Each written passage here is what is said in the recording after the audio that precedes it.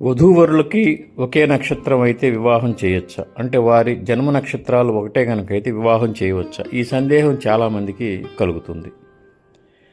అయితే వధూవరులకి ఒకే నక్షత్రం అయితే, అంటే కొన్ని నక్షత్రాలు కనుక ఒకే నక్షత్రం అయితే వివాహం చేయొచ్చు.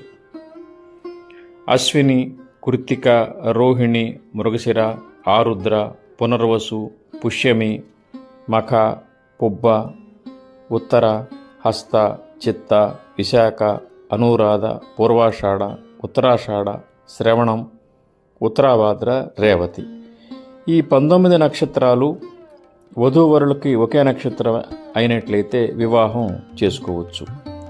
భరణి, ఆశ్లేష, స్వాతి, జ్యేష్ఠ, మూల, ధనిష్ట, శతభిషం, పూర్వభాద్ర, ఈ 8 నక్షత్రాలు వధూవరులకు ఒకే నక్షత్రం అయినట్లయితే వివాహం చేసుకోకూడదు.